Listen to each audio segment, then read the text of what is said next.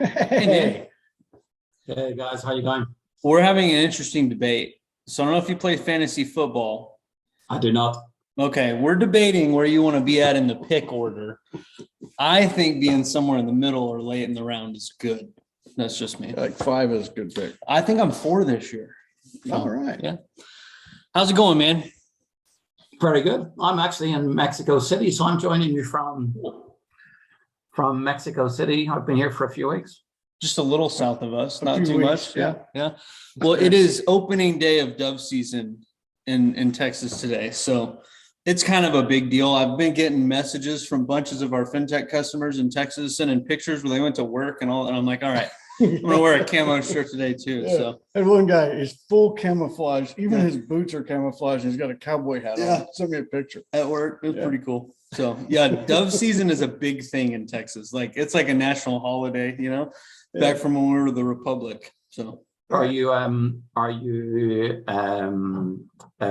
suppose it's going to be shotgun for doves, right? Or are you, because I used to do bow hunting in Australia, which was fun.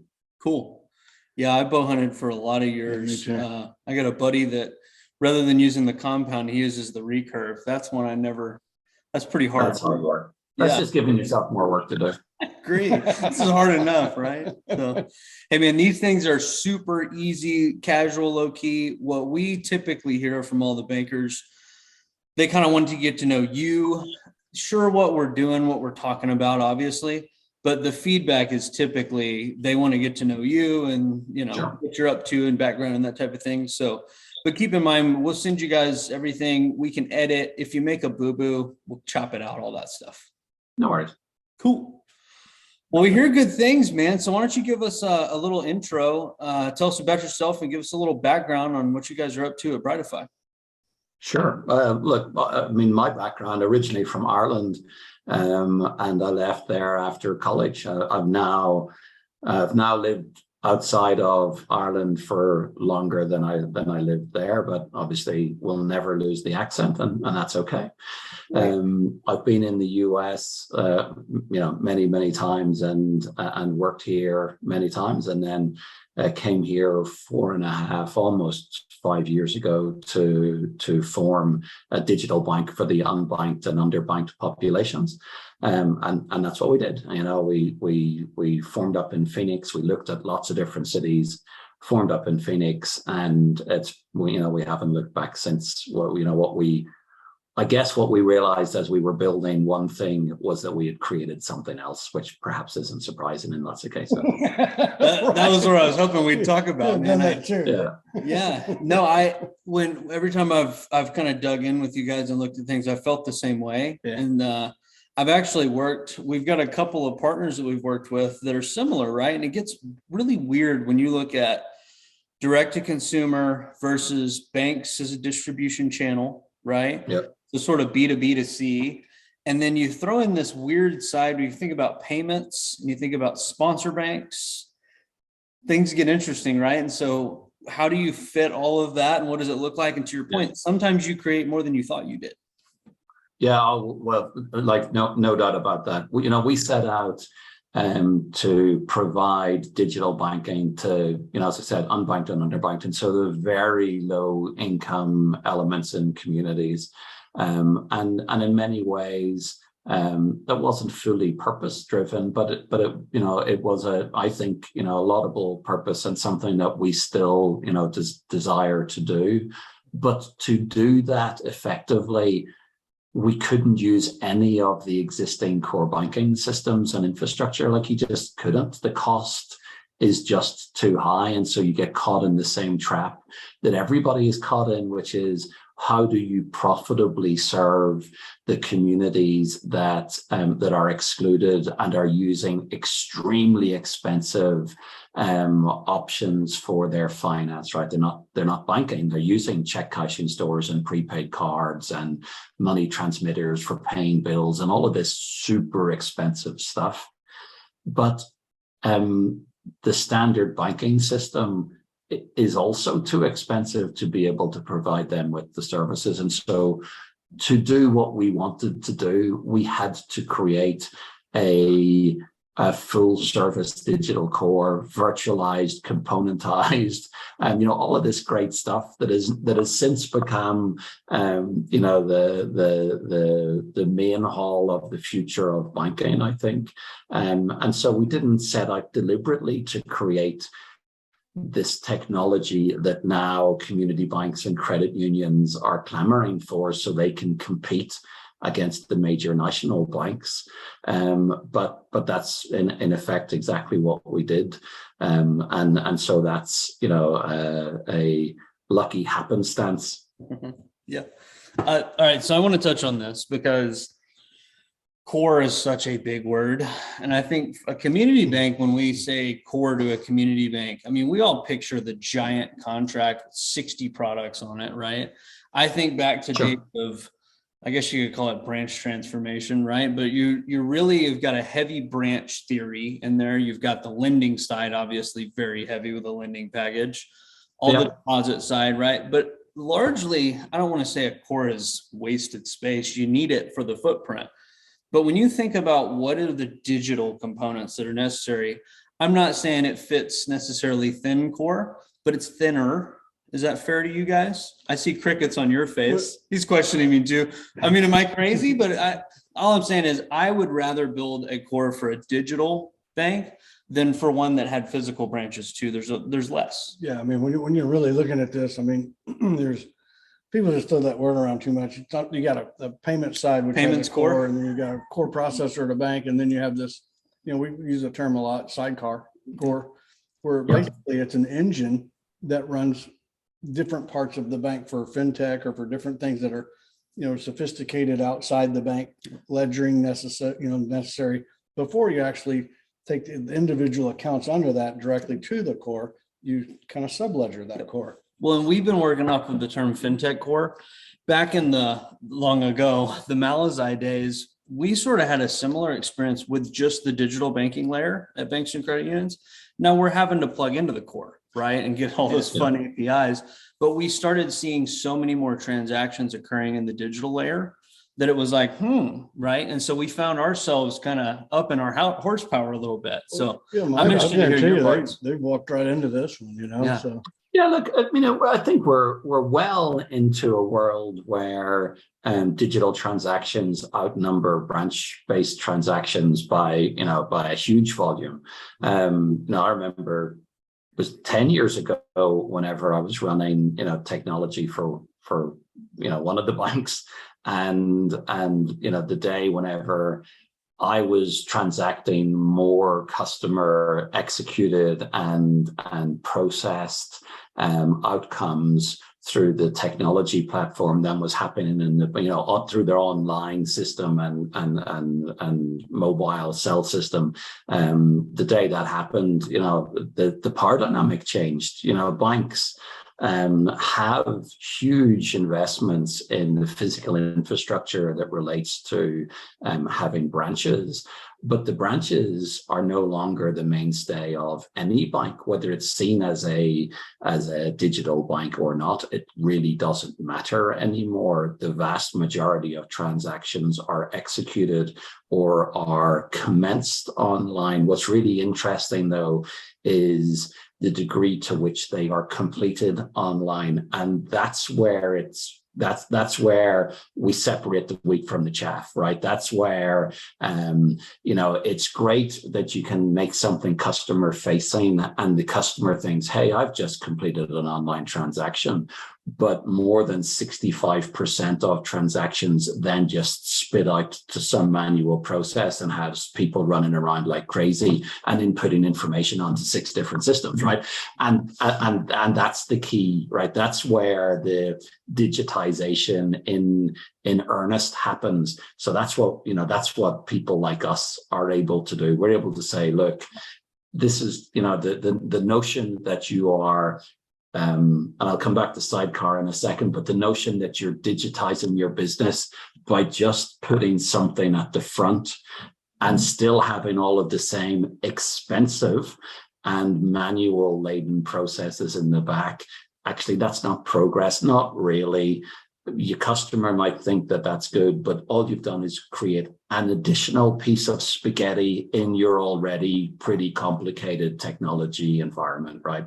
Right. And so I think that's where the genius is in any of the stuff that people like us are doing, is that we're able to take it and offer something that gives a full digital end-to-end experience. So we've got to have all of the back office pieces as well as the front office bit. Perfect. You mentioned Sidecar. You want to touch on that piece? Because it's been interesting, I think. And look, I think the use case is important, right? So Yes. I definitely see in the banking as a service space, there's some very deep and detailed intricacies that make that an interesting solution. The world may evolve, but for now, that's some of the best success we're seeing is on that side. I think to your point, though, on the traditional side, we're seeing a lot of banks at least exploring Sidecar, but it seems to me it's a similar sort of talk track with where you're at, right? It's a way to essentially start in a fresh environment, fix the back office and the ops as we fix for the front end. Is that fair? Yeah, like sidecar is really important, right? Because sidecar is a stepping stone to the complete digitization of any institution, right? So it's actually really important, and more important, and I know it's more important today than I did a year ago or 2 years ago. Whenever we started going into people in institutions and saying, hey, we can replace your core, we've got this amazing digital core, they tell us to get stuffed.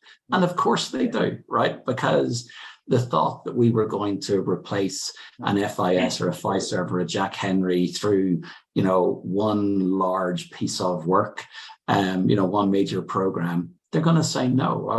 Why would they do that? But what Sidecar gives us and people like us, I don't claim uniqueness in many things, and so what that gives us is the ability to say to them, look, you want to have a digital lending product, you want to be out there, you've got $100 million or $1 billion in excess funds, your immediate community is saturated for the risk profile that you're prepared to take, and you want to extend out further, and you don't know how to do that. Well, the way that you do that, or one convincing way to do that, is to launch a digital lending product, and that you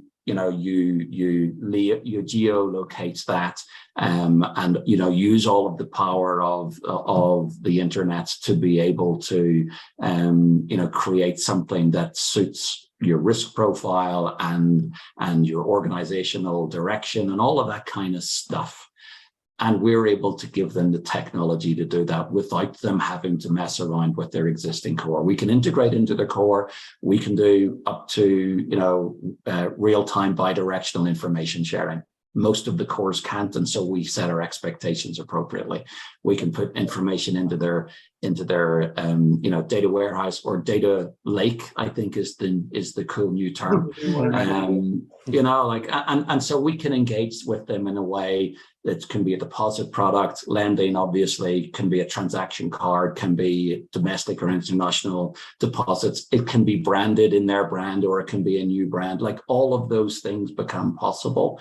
And for us, become a stepping stone to showing them what it is that they can do with us and we can do for them, and then having the right in due course to talk about replacing their core, sure, whenever it gets to that conversation. But I think the first answer is always get stuffed.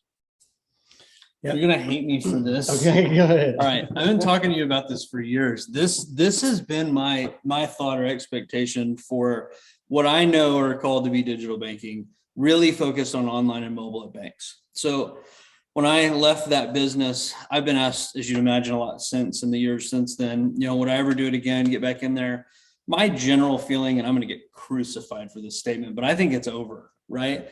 Everybody talks a ton about user experience, and right, if you just listen to the conversations from the thought leaders, it's over. I mean, we're talking about user experience dissecting it on stage for hours. I think we're there, right?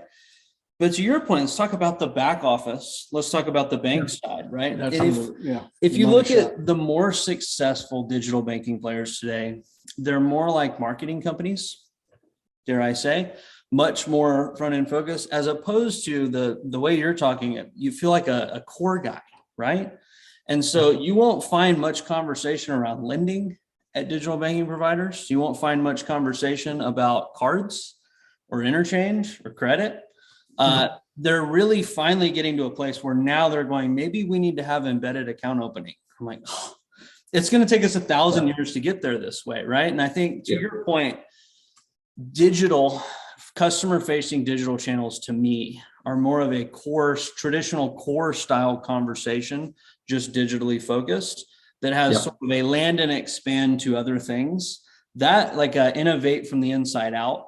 That's how I felt about this for a long time, as opposed to digital banking being a front end extension of traditional core. I think that's a mistake. Yeah, for sure. Look, and I think that plays out. You know, my background is in banking. I'm a banker, but I'm also a technologist, but I'm a banker first. And we bring in people who are bankers as well as people who have interesting and excellent technology experience across other industries. But we operate as a bank. You know, we have amazing risk, controls, etc. Right. And I think it's back to, the earlier point about automating and digitizing the back office elements. That's actually where the cost saves come in for the banks. Everything else, as you say, is about, marketing. It's the front piece, right? It's the bit that the customers digest. And really the back office piece is much, much more important because it also influences the customer experience in many ways. And it increases it impacts on the cost base for the institution. And why that's important is because for the first time in 50-something years, community banks and credit unions have lower customer satisfaction scores than the major national banks. And if you drill into the details around that, it's because of digitization, right? You have Bank of America spending 12-point-something billion a year on technology and digitization. And you can't expect community banks and credit unions to be able to compete with that in the same model, right? They just can't do it. And so, they do their best. They have amazing relationships with people. They understand their businesses and their personal circumstances. They create amazing products. They're trusted. They're active in the community, all of that stuff. But if I can't send $20,000 on a Tuesday night at 10 o'clock, then it's game over. That's not a hygiene factor. And so that's what we are seeing in the appetite for community banks and credit unions is they need someone like us, again, not just us, but someone like us who can say, look, we can digitize that part of your business for $100,000 in 90 days, right? And it's not a 4-year program that's going to cost you $1 billion. Totally different vision. That's a great question. So what is your implementation time on some of these things? Yeah, look, it's we confidently say it's 90 days, and really the 90 days is about hand-holding and curating the process for the bank, right? For the client. In theory, we can stand up a new instance of a digital bank in, like days, right? In hours, really. But to bring that through the process of, okay, what are the configuration elements for the products that they want to offer, product or products, and what's the, let's look at digital lending as an example. We can set up a digital lending program for a new bank in 30 to 60 days. Much of that time is spent trying to get a handle on, well, what is your existing risk profile? What are the customers that you will say yes to pretty much 99% of the time? And can we automate that process for those for those customers. Then where are the outliers? Typically, how do we identify them in the process? And what do you want to happen next? So when we get to that part of the conversation, then we say, well, look, there's a threshold where we can manually review them. We have operations staff as well as the technology, which is a unique element for our business. And so we can go, look, we can do the risk and underwriting work for outliers up to a certain degree of risk. And then they can be overseen on a 1 in X by your risk team, or your risk teams can do them all. Or once we hit a certain threshold, then we hand over to your in-bank team to decide whether or not they want to rate for risk for those, that kind of last group. And we give them access to the back office technology that we're also using. And so it's all straightforward, or we integrate into their CRM. So I would actually tell you the numbers prove out what Michael's talking about. And I've kind of been watching this for years, not as eloquently put, but I've come to a similar conclusion in my spaghetti brain. And it's that digital banking providers today really struggle because they're gate kept by the core and having to extend the core, right? And so if you think about, I think back office is just such a good analogy for all of us. The digital banking provider can only do so much on this front end, and ultimately you're hamstrung by a process that lives at the core system, right? And That's so right. we've seen really bad numbers in this space for about the last 4 or 5 years. Lots and lots of online banking, mobile banking business going back to the core systems where it had moved away to independent providers, right? And so you question why. I'd tell you because the cores are doing an adequate or better than adequate job, where 15 plus years ago, the independent folks really had, something to offer. The next great generation, I think, looks something like this. Definitely the modern shift on You need this to own the stack. is this direction. Yeah. So that you can launch, whether it's a digital, direct bank or whether you're talking about a true fintech. In either case, you're enabling a lending platform here in a way that's got its own, ledgering, its own credit process, policy process, driven by the parameters of the bank. Right. Exceptions kicked up to the bank level. Y'all guys can handle the rest. Here's the catch, man. I'm going to tear the gloves off here. Is that okay? It's opening day of dove season, man. We can Do it. Go for it. Go for it. If I can't take it, I'm in trouble. So yeah. No, it's actually great for you. And this is a super compliment. The frustrating thing that I continue to hear from the talking heads in the industry is just that it's so expensive. It takes so much money. It takes so much time. And you literally just outlined something that's, close to $100,000 in a 3-month implementation. Guys, if you haven't got an appetite for that, you give your charger to somebody else, because there's an opportunity here. I talked to Mike Fernandez guys yesterday, $170 million bank in Sweetwater, Texas. We helped do a direct digital only bank. And he told me that, and what's it been, a handful of months that they've been live? He told me that they are, I believe for this month, that they're booking more loans through their digital only brand than they do through their traditional bank. And I mean, to your point, very inexpensive. I mean, I was a handful of months on that project, and it's literally already at a point of more successful. So I think, look, we could all say that's an outlier, a fluke. We're seeing a lot of that in the numbers. Yeah, it's not. Yeah, it's not. It's not though. Yeah. See, so I'm reaching the point where I'm getting more and more definitive and punchy about the statement that this is more for everybody. And I think transformational to a point that it might have to be for you. If you're not already thinking this way, you may be forced to. You definitely should. Well, but I'm excited about that though, because I was a member of Andersonstown Credit Union when I was 8 years old, right? And that's where my family banked. And so I see that the community bank and credit union segment in the US provides an incredibly important has an incredibly important role in the industry, right? And they're losing to the major national banks. They're losing customers, they're losing products, share, they're losing all of this stuff. And actually, I see what we are doing as a way for them to be able to outcompete, not just to compete, but to outcompete them, no worries, Bank of America, you want to spend $12.8 billion, Yahoo, go for it. We're going to spend $200,000 on exactly the same thing, or we're going to spend, $50,000, and it's going to take us 2 weeks. It's going to take you, $1 billion and 2 years. Excellent. Like, we want to do our stuff in multi-language. No worries. You just switch it on, right? Like, all of this stuff, all of these things should be easy. It shouldn't cost the amount of money that it costs to do stuff in banking, and yet the banks spend this insane amount of money every year on doing things that frankly should cost less.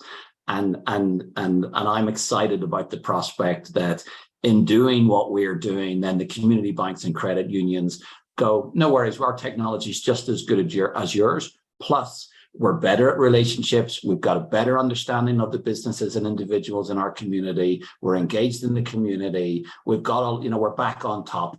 And that's the exciting bit. That's the piece that I think then is really healthy for the industry and healthy for consumers and account holders in the long run too. That's so cool. Man, when you get right down to it, guys, the internet, the phone, it's the same for you as it is for me. And to your point, if we can bring these types of powerhouse technologies for this kind of price and this type of speed, you're going to take business away from the big guys. It's your big opportunity to do that, right? I agree. I've never seen anything do it as well as FinTech does. And then to have this, let's call it power in a box solution, BrightFi brings this to you and says, here, we can enable this thing, turn it on for you. Let's go knock the shit out of them. It's great. I have to say, though, I love this. The core perspective that you bring, right? And I think it's a very fintechy perspective if we all think about it, that side of the world, right? That's now been brought back to the traditional side. And I think if you look at that perspective, those of us that have been here for too long are probably tainted to build the next generation, to be frank, right? We all have this perspective that it's got to plug into the core, right? And that everything is channels that surround the core. And I love the fresh perspective that digital as a whole is its own thing and should have, with meets and bounds, its own core. That way we can go end to end and run things so that you get the efficiency gain, not just the customer impact. Yeah, I love it. Yeah, there's a really cool aspect to all this when we have all these, discussions about best practices with FBO and how to do all this kind of stuff. And ultimately, I don't care how many times you play tic-tac-toe in this, you come back to the fact that if I have this as an on-core situation at my bank, talking to my main core, call that the brain of your bank, right? This is the brain of everything else that you're able to do.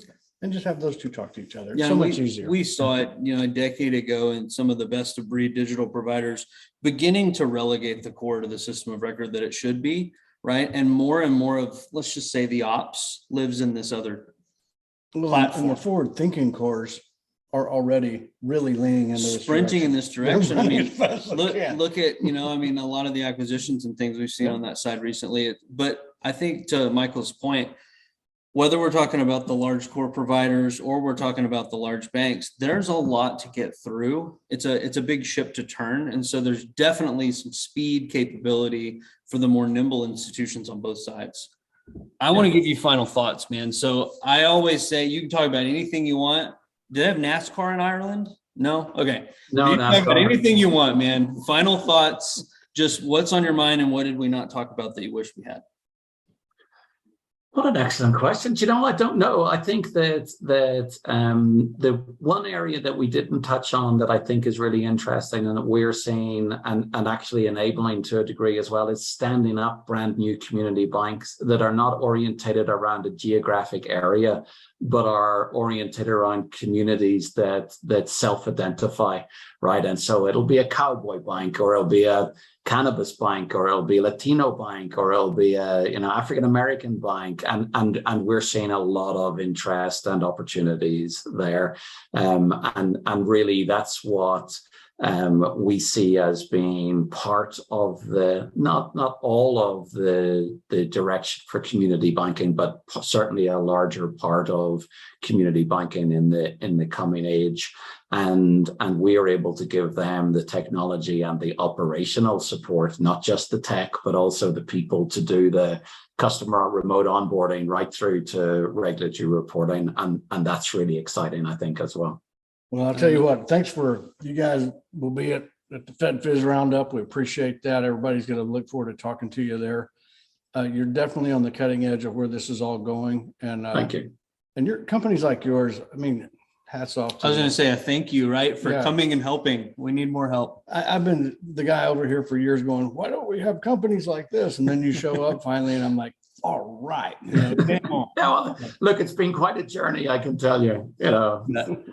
Yeah. Well, there's been a lot of banks that are going to benefit from what you guys do, and sure appreciate you. And I want to note Thank you. to your theme of geography and community, the Bass Association, actually one of the taglines they work off of is redefining community, because these Bass banks that are sponsoring, you know, some of the underserved, more inclusive markets are not changed by geography. And so we're with you on that. We all need to work better to redefine community, and what a wonderful place it would be. Because to your point, what an awesome job community banks do in their geographic communities. I think they could do an awesome job for other communities. Like I was talking about with Mike with Bankers Lender. He does a great job for other bankers, and that's now his second community. So appreciate the insight, man. Thanks a bunch. Thank you. Great to talk to you. Thanks for your time. All righty. See you, Bye-bye. partner.